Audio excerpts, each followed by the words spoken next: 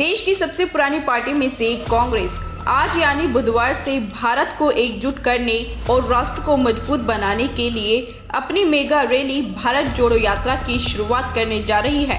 कन्याकुमारी से लेकर कश्मीर तक ये पदयात्रा राहुल गांधी की अगुवाई में निकाली जाएगी। इससे पहले ही 7 सितंबर की सुबह कांग्रेस सांसद राहुल गांधी चेन्नई पहुंच गए। यहां उन्होंने सुबह अपने पिता राजीव गांधी की समाधि पर जाकर उन्हें श्रद्धांजलि दी। राहुल गांधी के साथ इस यात्रा में 100 से भी अधिक नेता शामिल होंगे। इन सभी नेताओं को भारत यात्री का नाम दिया गया है। बता दें कि आज से शुरू होने वाली इस पदयात्रा में 150 दिन का समय लगेगा, जिसमें ये पदयात्री 3570 किलोमीटर लंबी यात्रा तय करेंगे। इस यात्रा के दौरान राहुल गांधी कंटेनर कैनन में सोएंगे।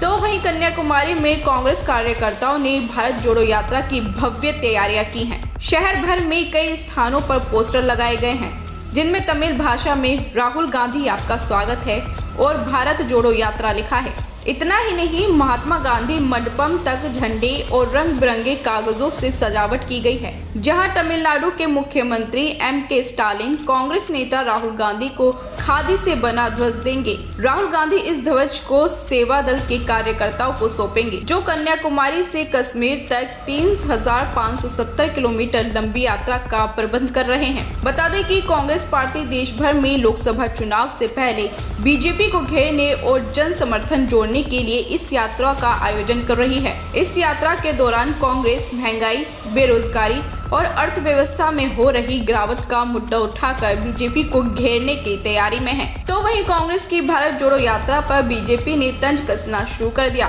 तमिलनाडु भाजपा प्रमुख अन्नामलाई ने तंज कसते हुए कहा कि राहुल गांधी भारत जोड़ो नहीं, भारत छोड़ो यात्रा के लिए प्रसिद्ध हैं। राहुल गांधी जब इस यात्रा के माध्यम से देश में घूमेंगे तो पता चलेगा कि 8 साल में पीएम मोदी ने देश को कैसे बदल दिया है।